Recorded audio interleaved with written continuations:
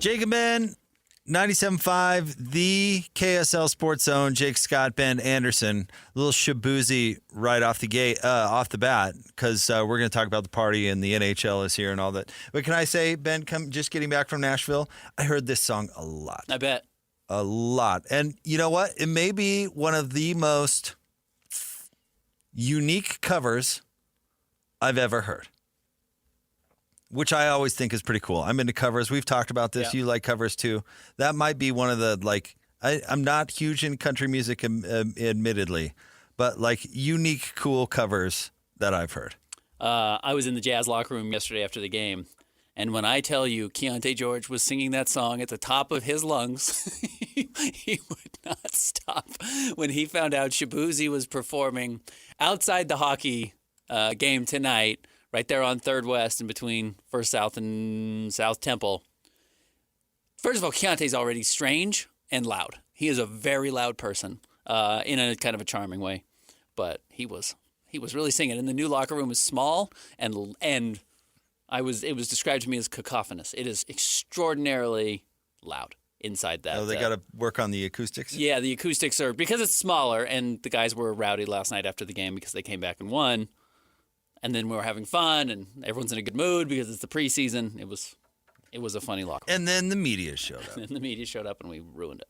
But no, they were all singing that song and having fun with the name Shabuzi, and it was an event. Awesome. Yeah, it was fun. Back in the swing of things, Ben. How's it feel? You know what? It's enjoyable. I like my job. Yeah, it is good. Yeah. You've just, I don't have my same duties for the preseason, so you've kind of tested the waters for me. Yeah. How's it? And you seem well adjusted. You seem like you're doing okay. No, I like what they've done. I like how they've done things. I think they're doing a good job. Did you catch Ryan Smith with DJ and PK this morning? I did not. No. I thought he was very good. It was in the 9 o'clock hour, so yeah. I'm not surprised. But you having a life and all. But I would encourage anybody go online and podcast it, because I thought he was great. Covered a number of things, obviously getting the word out about the party. But I thought his thoughts on the, I guess, collective vision for downtown, I thought was really interesting. I thought it was really cool, the vision about how the convention center, and Ben, I kind of thought of my own history with downtown going way back, and how the convention center has acted as almost like a roadblock in between one part of downtown and another part of downtown. Yeah. And that's kind of true in a way, if you really think about it. And it used to not be a thing when it was the Salt Palace instead of the convention center, and then everything west of the Salt Palace was the danger zone. Right. But no Gateway, no Delta Center. Right. My dad worked at the old, I think it was Firestone building, which is kitty corner from Pioneer Park when I was very young. Okay. And it was, I didn't visit Dad's office very often, right, because it was not, a great part of town. And I remember when the Delta Center opened and what an impact that had. And then the Salt Palace closes and the convention center is imagined. And I'm sure, expansion into that part of downtown, even with the Delta Center, wasn't necessarily a priority when they designed that building. But if you think about it, it's very true. I mean, it's a big building that doesn't have like any flow to it, that is right in between that part of downtown and Main Street, which, you and I kind of bristled when we heard these initial plans, because you and I both happen to like downtown. But we really like what Main Street has become, I think, when we envision downtown and Eccles and City Creek. And if you can bridge those together with some adjustments, I mean, that's a vision I can buy into. That makes a lot of sense to me. We've talked about this on the show, but from people who are in the process of working on redesigning downtown, one of the issues they've had with the Delta Center is it is surrounded by 4 dead ends. You walk outside and you run into buildings that don't have a gateway to let you get anywhere. Right. Yes, you can go up Japantown, but right now Japantown doesn't offer anything other than a very cool historic church and then you run into the convention center. And bizarrely, the convention center runs opposite direction of where you want traffic to be going, right? It is just a roadblock, like you're saying. It's just in the middle of everything. North-south, and if it ran east-west, it actually might be a little bit easier, but it doesn't. So it blocks off all this traffic, especially right there on First South, and so listen, you can't get through. I have warm feelings about the convention center. I've been to the Festival of Trees. I know what they're all about. Yeah, went to some car shows. Yeah, absolutely. But to say that can be reimagined to create a better Salt Lake City experience, I'm all for. Now, he also mentioned, which I'm glad he did, the homelessness, because that is something that's going to have to be dealt with simultaneously. Yep. And I don't know if you just found out, Ben, but that's a fairly complicated issue. Yeah, across the entire country. Across the entire country. Hard to figure out. So, they're biting off a lot, but the idea that invest in Salt Lake City as we grow, as it continues to be the centerpiece and get everybody on board. And Ben, we're not all as politically dialed in as you, but Salt Lake's a fairly liberal place in a state that isn't necessarily, but also happens to be the international home of an entire faith, is a pretty complex dance. Yeah, it is. To get stuff done. And that was part of his message, too, that we're getting everybody on board. Oh, I didn't even mention the blue county that it sits in that has to decide what to do with the symphony hall that sits in the middle of what we're talking about, which I also feel warmly about. I'm with you. Yeah. No, it's a complicated issue. I enjoyed is too strong, but I appreciated him talking about that as thoroughly as he did today and as optimistically as he did. He is a doer. That's what I've said about Ryan Smith a lot. He gets things done. He has a vision, and he finds a way to put it on a vision board or whatever he does, and it comes to fruition. Well, I think it's a little more than that. Whatever it is. I don't know how it works. If I knew how it works, I'd do the same thing. But yeah, he wanted to buy an NBA team. Guess what? He has an NBA team. He wanted to build $1 billion company. Guess what? He has a $1 billion company. He had to do that one first. Sure. But even to get there, like there are stories of people coming up and offering him $400 million at one point, and him being like, no. Oh, we talked about that story when he bought the Jazz, and you said no to $400 million. Yeah, when you had no money.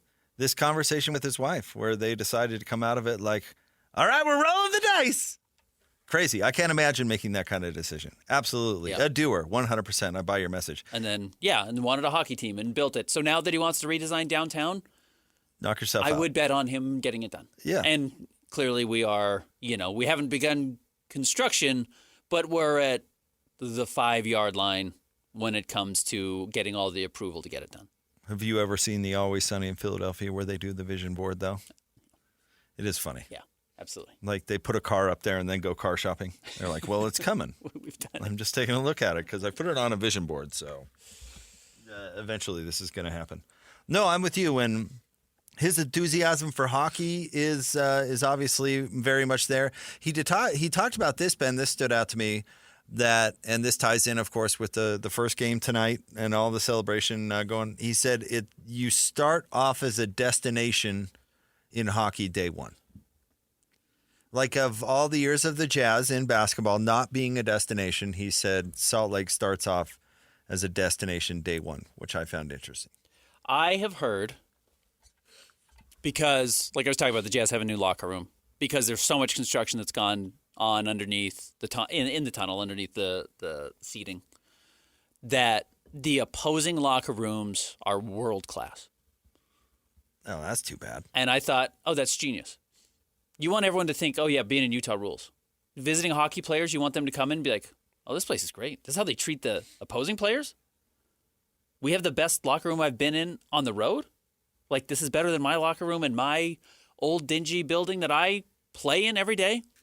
I remember going to the Mullet and having a, 5,000-seat stadium. That's what they called the Arizona State Stadium that they shared the hockey arena with when they were down in Arizona. Yeah, come to Salt Lake and say, everything is first class here. They treat the opponents like a first-class team. I'd consider that. I'd consider playing there.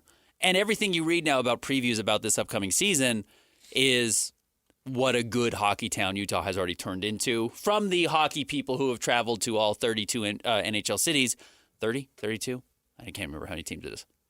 I think it's, 30 NHL teams, and realize Salt Lake doesn't just belong, it stands above. And that's great. I think that's a smart thing to do. It is 32. I thought so. I'm not the one creating these sort of strategies, but I entirely disagree with that and with you. Like Okay. I would go 1,000% the other way. Like you're getting dressed in the janitor's closet. Outdoor Like, yeah, outdoors, in November. cold, Yeah. everything. That's your locker room. Then I'd make the home locker room, I'm telling you, like the Taj Mahal. I mean, just everything you could possibly want. Because you don't want them to come through and say they treat everybody well. No. You want to come through and get the message that they treat their team Only well. their team. That I want to be on their team because they're sitting around in the plush leather lazy boy, whereas I'm shivering outside in this outdoor locker room, and my locker room at home ain't that great. But you know what? Those guys are having a good time. That's the message, Ben. Not we treat everybody well. It's we will treat you well. Only our guys well. We will treat. You're gonna hate if being you here were otherwise. a part of us, you would be treated better than anybody on this planet.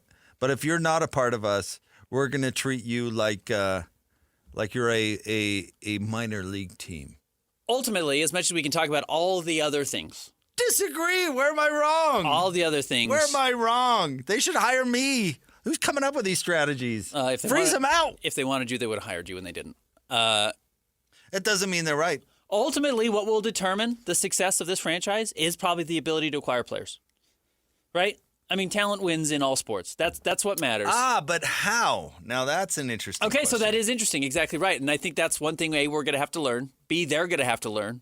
What works for Utah? How do you get players? You know, you've seen a lot of stories about Mikhail Sergachev coming in, and they had to trade for him, and how friendly everyone's been in all the neighborhood, and we know exactly what I'm talking about here. All the neighbors came over and tried to help him unpack. Like, everyone's had that experience in Utah of being greeted by your fellow ward members or whatever it is.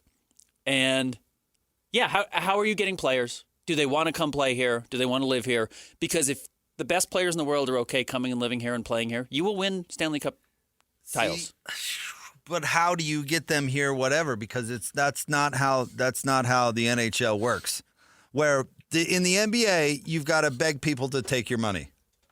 That's not how it works in the NHL. That's not how the cap works. That players don't move. Sidney Crosby's been playing for Pittsburgh for his whole career. Ovechkin's been playing his whole career. Guys sign 8-year contracts with the expectation that they will play the entire 8-year deal. I mean, I have no idea whether or not Sidney Crosby loves living in Pittsburgh. I have no clue. I've never lived there. I don't want to slander any community, but I'm betting he'd like living in Miami more. Sure. But that's not how really it's structured. That's not how really it works. So what it seems to me is if you look at those players, and again, feel free to school us on some of these topics out there if you want to interact with the show. I'm admitting that I'm reintroducing myself to this sport. But it seems to me like you've got to do exactly what Bill Armstrong's pretty good at, and that's draft the guy, develop the guy once it's the guy. The problem with him is once he thinks he has a guy, he has to get rid of him. And it's kind of like baseball in that way, where maybe the only way good players move around is if they're traded by teams that suck. In which case, you don't have to beg them to take your money in this sport in that scenario either. But the really good player, and I'm not talking about all players, but I'm talking about the like LeBron ain't moving in the NHL. Right. So you got to draft him. You do have to draft him. That's what I'm saying. Yep. So it's a different ecosystem, and I get it that you want players to be here, and you'd rather be a destination than not. But unfortunately, I don't think it matters as much in this sport, which kind of sucks. But it does mean that you don't have to kiss backsides as much as you do in the NBA. I think that's completely true. I think that's exactly right. Yeah. I mean, it's sad but true. You've got to beg players to take your money here in Salt Lake.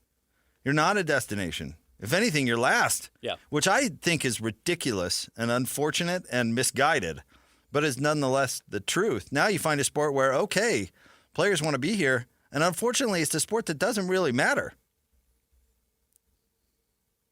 I'm looking at the Florida Panthers, who are the reigning Stanley Cup champions, and how they got their players, because their best player, at least their leading point scorer, is a guy named Sam Reinhart. He won the Cup last year. He's probably the best player on the team. He is a center, which is the most important position on the team. He was the number 2 overall pick by Buffalo. He played there for 8 years and then went to Florida. I'm trying to figure out how he got to Florida. So there is some movement there. And again, that's what you hope that Mikhail Sergachev is. That's what you hope some of these guys are that you're bringing in. And now you've got all these draft picks and you've got some young players. You hope that a couple of these young players, Tish Ginla, Traded. 2021. So you had to acquire him that way. Mm-hmm. You can make trades. Absolutely. That's the nice thing is you can make trades, so that's a good sign. But, the key part of a trade, though, is they have to come here. They do have to come here. They have to come here. Yeah, right. They don't get to say no. we're so damaged as a society that people don't want to be here.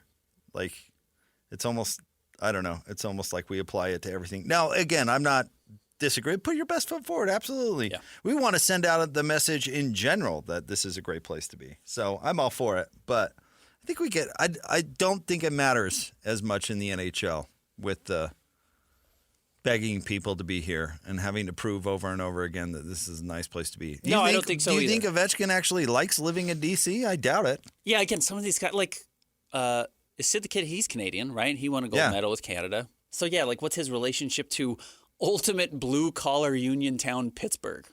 Nothing? Very little. Yeah, nothing. Ovechkin, where's Ovechkin from?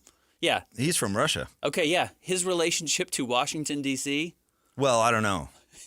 Okay, there's a joke there. But, yeah, not that strong. So, yeah, it's not like a lot of those guys might necessarily have stronger feelings about certain towns in the U.S. living in St. Louis versus living in Salt Lake City. Half the leagues from Minnesota. It doesn't seem to me like the Wild are amazing every year. And going back over this, here's your last. The North Stars left. Handful of winners. Florida Panthers, as we mentioned. Vegas Golden Knights, which Vegas is going to draw interest from anybody. People are going to want to live in Vegas. Well, and they have the best built-in home ice advantage in history. But the Avalanche before that, Tampa Bay before that, St. Louis before that, Washington before that, Pittsburgh before that. Again, it's not just like the Kings win every year or the Rangers win every year. It's not built that way. No, it's not built that way. They had a lockout for near 2 years to ensure that it's not that way. And they're not going to, look at the big contracts that are being signed, Ben, this offseason. I'm paying attention to numbers. We're talking about $8-9 million for the best players. Top players in the world are getting $8 million. Right. Yeah. This is a different ball game, sir. So I wonder, that's why I am actually really attracted to the concept, and I think this is where Ryan has been smart with the acquisition of the hockey. And actually, you can say this with the Jazz too, but bring in their GM. See what he's good at, what Phoenix has been good at, and then figure out if there's a way that you can use it. And I think it's interesting that his rep is he's great at identifying talent and drafting players. That seems to me like that's a really good talent for this sport. Now they have a lot of assets, and what do? Can you flip it for veterans or whatever? I don't know if you can get superstars. Maybe you can fleece Buffalo along the way, like apparently the Panthers did. Yeah, and then you got to hope that Wayne Gretzky was traded. Several times. You've got to hope that Logan Cooley, Tish Ginla, Cole Baudouin. Some of these guys turn into stars also. But you've got a good one. Exactly. You do have a good one already in Clayton Keller. Because that's the easy way to get there is that all of a sudden Sidney Crosby is himself. Yeah. And you're like, oh, we got to do everything we can to keep this guy for the next 20 years. That's the problem you're looking for. You know what? You're going to see one of those guys tonight in Bedard. Connor Bedard for Chicago is one of those guys. He is the next great superstar in the NHL coming up. Number 1 overall pick last year. Still a young Chicago team, but very cool. Are you going to put on your cowboy hat and your chaps and go to down there Shabuzi? And get after it? What time does Shabuzi start? Do we know? 5:30. That's plenty of time to get down there. Yeah, and the game doesn't start till 8, so it's an extended. Do you own cowboy regalia? I do. Like a whole thing? It's not like an outfit, but I could piece together enough things where I have cowboy boots, I have Wrangler jeans. I could either wear a denim shirt or I've got like some cowboy shirts. Do you have a jacket with tassels? You know what I'm talking about? I could get a jacket with tassels. I've got a bolo tie. I have actually cowboy hats. Yeah, did you mention the hat? I don't know if I have a cowboy hat at my house. Oh, you need a hat. Yeah. That's what ties it all together. Yeah, that's how else would anyone know? That's why it's in the name. Yeah, if you had your choice to go with everything else or the hat, but the hat or the hat and not Yeah, you get it with the hat. The hat would be strong probably. I don't own a cowboy hat. Do you own cowboy boots? Oh, no. Okay. In fact, when I was in Nashville, which I know you love hearing about, but I went the other way. I wore tie-dye the whole time. Okay. Because I don't have any. I'm not going to pretend to be something I'm not. Sure. And that's all I do. Constantly. I know. Day to day. That's what I'm something saying. different. You probably have a superhero costume in your closet. I'm not surprised. I probably do. Yeah. Stay tuned. Top 3 stories of the Spidey day senses are tingling. at KSLSports.com. Quick plug for all the activities before the game tonight. It looks like it's going to be pretty cool. Driving by, it looks like it's going to be a pretty rocking event. So get on board. Yeah. All right, 97.5, the KSL Sports Zone. Jake and Ben want to remind you, don't miss your chance to win big every week on the KSL Sports Zone this week on Win Ticket Wednesday. You can win a pair of tickets to Real Salt Lake versus Vancouver Whitecaps FC at America First Field on October 19th. Listen to the KSL Sports Zone all day on Wednesday for your chance to win. Ben, it's time for the top 3 stories of the day. KSLSports.com, brought to you by J. Brooks Jewelers. 2 locations to serve you, one on Winchester Street across from Fashion Place Mall, the other at Traverse Mountain in Lehigh. All right, Christian, where are we starting today? Number 1, it's finally here, guys. The Utah Hockey Club inaugural season officially begins tonight. The games matter. You know, this is, in a way, the season doesn't matter, right? The fact that it's here, you've got to cross the finish line, the games are being played, the players are in uniform. It's all success. This is all gravy. But, like, man, go make the playoffs. Let's get to it this year. This is a team that has been a borderline disaster for 2 decades. You're in a new city with new belief, with new fans who want to buy in, who are invested in you. You're going to see a ton of gear downtown, an owner who's invested in you. Yeah, this is time to start getting wins, and this is the type of team you should beat in Chicago who's young. So I do not, in any way, shape, or form, envy the folks over there in that building today. Meaning all the people behind the scenes that have absolutely worked their backsides off for the last, 4 months? 3 months? Mm-hmm. How long has it been? 4 months? Like nothing. Who have gone through it all and then put in all the work and know, by the way, how important game number 1 is, like how important this is overall. Not to say that if things didn't go ideally, that it'll be, hockey is dead in Utah forever. But everybody knows how important it is to get off to a good start and to show a good product and get a good foot forward. And I'm curious, Ben, because you're dialed in over there, and feel free to say I have no idea to answer this question, but how is the building over there? Like, how's the vibe of everything over there? Because I imagine so much work has gone into today and making sure it's a home run. It's the crazy thing is that I was leaving the arena at 11:30 last night after the Jazz game, and like people's nights were just starting because they have to swap out basically the entire Jazz team store, which is right by the main entrance, to make sure it has more hockey gear. They had some hockey gear in there last night, but now it's got to be a ton more hockey gear. So there were a bunch of people just started working there. Of course, they have to take down an NBA floor and put up an NHL rink, which means moving seats out of the way, getting everything set up the right way to get the boards up. So it's a lot. It's crazy. And then I know people were going over there this morning to, usually they do a giveaway. I don't even know what the giveaway is, but I know people were going over there really early this morning to start putting stuff on seats. So, like, it's a whole thing. Yeah, but I can't imagine, like, for example, I can't imagine being the horn guy tonight. Like, your boss has got to be like, if you blow that horn at the wrong time, like, I'm going to 86 you from this. Like, can you imagine? Like, all of a sudden it's a breakaway and you get a little too excited and it's like, oh, no, I didn't mean that. The Utah hockey PA announcer got announced yesterday, I think. Maybe It was 2 days ago. Come on in. Yeah, you start tomorrow. You know what I mean? Like, it's really that dire. Welcome to checks notes, the Delta Center. Yeah. Right. No, I just can't imagine the pressure. And I say this in all the positive way because I can't, because the building over there and the folks in it are super talented and have been working like crazy. But these are those types of days, though, right? I'm sure everybody has them in their career. CPA tax day or whatever, where it's like, man, all of it comes down to this. Like in 24 hours, things are going to be totally different. You know what I mean? It's crazy. I don't envy that feeling today because it's a huge deal. It really is. A new major league sport is in town, and it all starts tonight. It's a big deal. We talked to Andre Torini, the coach. The Bear. And he came in, and I think very astutely, that's what you said. Like, you've got to understand, Coach, how weird this is. This was the topic for sports radio forever.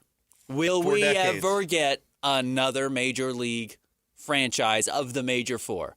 And getting RSL has been huge and very successful. Getting the NHL is bigger.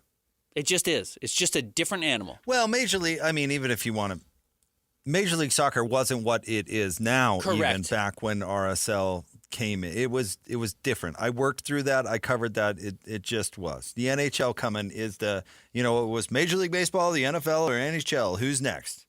And it was, let's out of the phones, 801-470. That was the thing. And the answer is the NHL, and the date is tonight.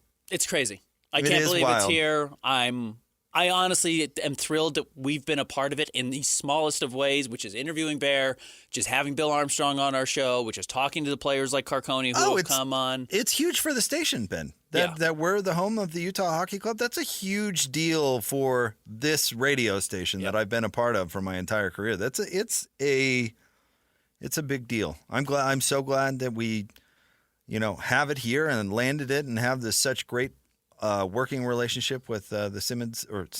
That's the beginning of my career. Yeah. The Smith Entertainment Group. I mean, it's awesome. Yeah.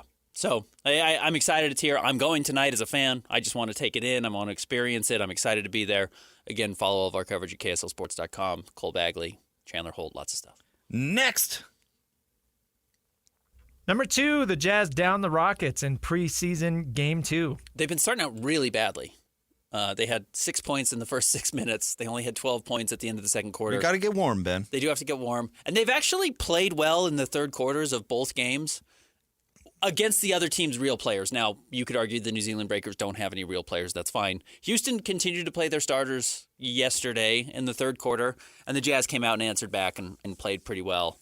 And then again, it's kind of interesting to see what's been happening in the fourth quarters. Again, this is more of what happened in the second half against the Breakers, which is guys like Johnny Juzang and Kyle Filipowski are really playing well. And I know there's kind of the set understanding of the 4 veterans who are going to play, Lowry Markkanen, John Collins, Jordan Clarkson, and Colin Sexton, and then 6 of the 7 young players, which does not include Kyle Filipowski, but does include Walker Kessler. If Johnny Juzang and Kyle Filipowski continue to play, I don't necessarily think those jobs in front of them are so safe of the young players that they couldn't break into that rotation. Ben, as I was watching the game, I was thinking to myself my question, trying to clarify for the show, like who is the one player I'm most curious to see how much they've developed? And I'd be really curious to hear your answer to that question, but I eventually settled on Taylor Hendricks. Okay. And I want to know how that goes. Maybe because he's got the longest to go to get where he possibly could. Want to see where that is along the way. But that is ultimately the answer I settled on. What about you?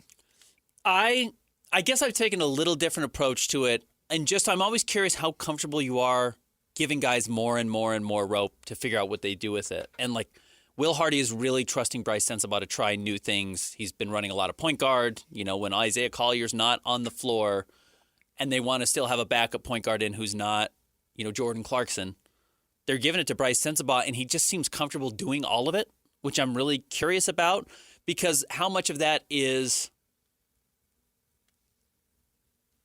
it's preseason and it doesn't really matter, so you'll just let him have whatever he wants, and how much of it is, or Kenny Lofton Jr. Remember how good Kenny Lofton Jr. looked late in the season? It's just like, give him everything. He could do it all. And then it's like, well, he's actually not even an NBA player. So what of it is real? I guess I'm a little bit curious there with Bryce Sensabaugh. And then I do want to know how much Keontae George can harness all of his skills, because he's got a ton of skill. He's really, really talented. How much can he harness?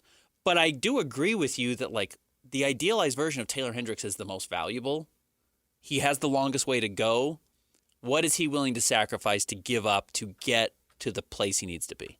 Can he get rid of the idealized version in his head of who he wants to be for what the Jazz want him to be and turn into a really high-level role player, borderline all-star? Because he has that potential if he would allow himself to unlock it. All right, next. Number 3. Breaking news this Don't morning. say it. Don't do it. Not my Jets. The Jets have fired head coach Robert Saleh. This Aaron Rodgers thing is such a nightmare. And I'm not blaming Aaron Rodgers. The decision to go to the Jets, the desire to go to the Jets. Remember, I know he got traded there technically, right? He only wanted to go to the Jets. That was kind of the one location he handpicked. Has been an unmitigated disaster. Again, yesterday we talked about the video of him crawling on the sideline, looking like he had thrown his back out, like a 60-year-old woman crawling up the sideline. And to fire the coach 2 days later is a great, great storyline. All right. I find it okay. Aaron Rodgers, yeah. I wonder. And okay, I'll connect the dots here in a second because my initial reaction was, Ben, have you ever heard the old story about General Patton after he got to Germany? No.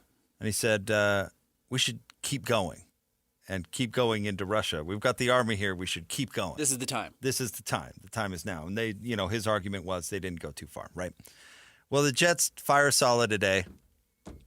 You got to take Nate Hackett with him. Like you're one firing short. You know what I mean? Yeah. You didn't do the right thing. Finish the job. Now you didn't make Nate your interim head coach, which is I'm glad the Jets fought that. Yeah. I'm glad they fought that desire. But I think if you're going to pull the plug on the head coach, I think you probably should have pulled the plug on your bozo offensive coordinator that might be the worst coach that has ever coached football. Is proven to be bad. Is bad at his job. Was bad in Denver. Was only good when he was just listening to what Aaron Rodgers had to say in Aaron Rodgers' prime. He's only good because he did not do his job. Because he did not tell Aaron Rodgers what to do. That's the only reason he's had any success is because Aaron Rodgers likes him because he does not tell him what to do. So I find it hilarious. Ben, you talk to a zillion coaches. I don't know what we'd call it in coaching, but I guess in law enforcement it's called the blue wall. You know what I'm talking about? Where they don't talk about other law enforcement. And anyway, in coaching, it's a very much a thing. Like coaches do not talk about other coaches ever. And I mean ever. Like Jeff Van Gundy on ESPN for all those years, Ben, did not say one bad thing about another coach ever. Yeah. They don't do it. And the fact that Sean Payton was like, man, the guy I took over for did the worst job of any person I've ever seen. Yeah. Scream it from the mountaintops. Nate Hackett is a bozo. So I thought it was funny. I thought, oh, okay, they fired Saleh. That's probably a good start. And then I waited for Nate Hackett is going too. And when I didn't hear it, I was like, maha, okay. All right. Aaron Rodgers makes his weekly appearance on the Pat McAfee show every Tuesday. Is that today? Let's turn it on. It has been postponed until tomorrow. Oh, I'm assuming okay. they're working on getting a nice little PR message written up. Well, I'm sure Aaron Rodgers is scrambling to save Nate Hackett's job. He's got things to do.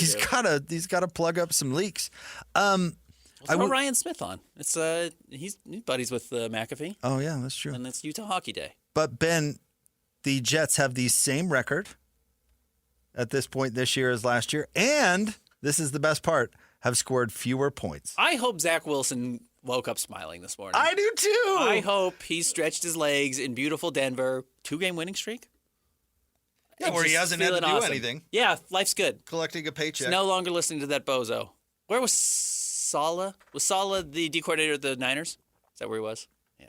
He'll get a job, and he was good at that. He is a really good defensive coach. Not everybody's made out to be a head coach, though. That's the reality. And he ain't. No, he ain't. No, he should switch professions. He's just dreadful. I mean, the way that he handled the stupid show alone shows just a complete lack, and I'm talking about your Hard Knocks or whatever, a complete lack of intelligence. Just like, I guess if you want to hire a dumb guy, knock yourself right out. Ruined Zach Wilson. Zach Wilson never had a chance. I said it on draft night. Anybody but the Jets. Well, of course, yeah. Anybody. And you were right. Rodgers is learning the hard way. Look at fingernails. I'd rather have the Bears. Give me the Browns. I'd rather have the Browns. Anybody.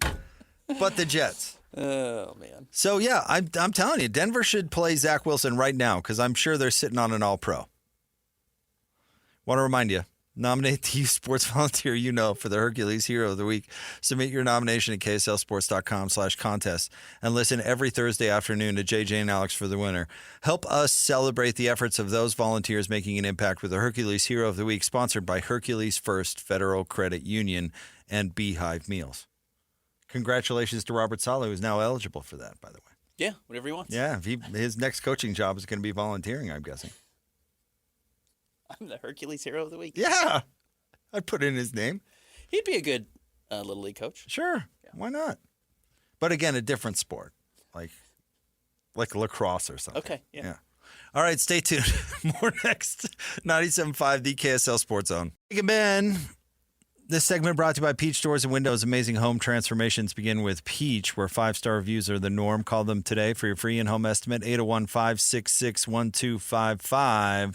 Peach Doors and Windows. All right, Ben, it is a Tuesday, and that means it's a Taco Tuesday. You can win lunch from the KSL Sports Zone. Caller number 12 right now, 801-575-ZONE. We're hooking you up with a $20 Cafe Rio gift card. It'll be mailed out to the winner after you complete that winner form. But 12th caller right now, 801-575-ZONE, 801-575-ZONE. Can I give a very special shout out to our guy Dakota, who's a big fan of the show. I ran into him at the Jazz game last night. It was with my guy Omar.